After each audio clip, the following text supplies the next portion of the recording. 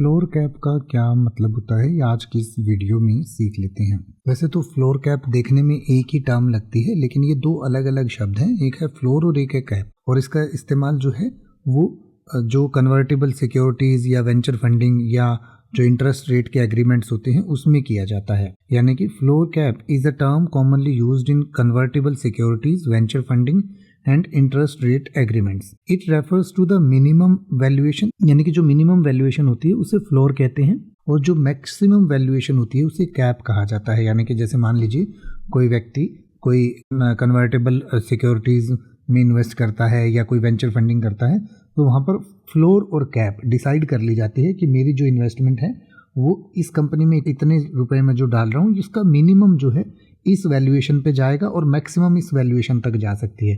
तो जो मिनिमम वाला है उसको फ्लोर कहा जाता है और जो मैक्सिमम वाला है उसे कैप कहा जाता है। यानी कि इन convertible notes and safe agreements जो स्टार्टअप्स के लिए किए जाते हैं उसमें फ्लोर का मतलब होता है the minimum valuation at which the conversion of investment into equity will happen. यानी कि जो मिनिमम वैल्यूएशन है जिस पर कोई भी इन्वेस्टमेंट है उसके हिसाब से इक्विटी दी जाएगी, तो जो मिनिमम वैल्यूएशन वाला होती है तो उसको हम फ्लोर कहते हैं। और कैप का मतलब होता है the maximum valuation at which the conversion will take place. यानी कि जो मैक्सिमम वैल्यूएशन मिलेगी वो वाली जो है वो कैप होती है।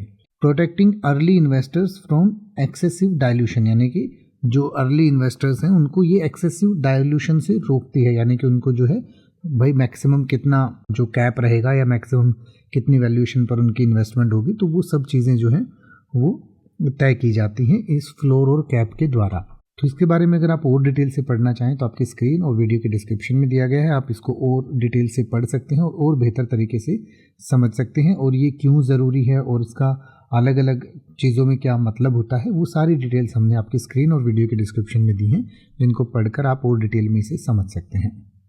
अब आप किसी भी वर्ड का मतलब हिंदी और इंग्लिश में YouTube पर सर्च कर सकते हैं, आपको मेरी वीडियो मिल जाएगी जिसमें आप बिना किसी फालतू बकवास के सीधा उस वर्ड का मतलब समझ पाएंगे। तो ऐसी ही वीडियोस को देखते रहने के लिए चैनल को सब्सक्राइब करें और बेल आइकन को प्रेस करें।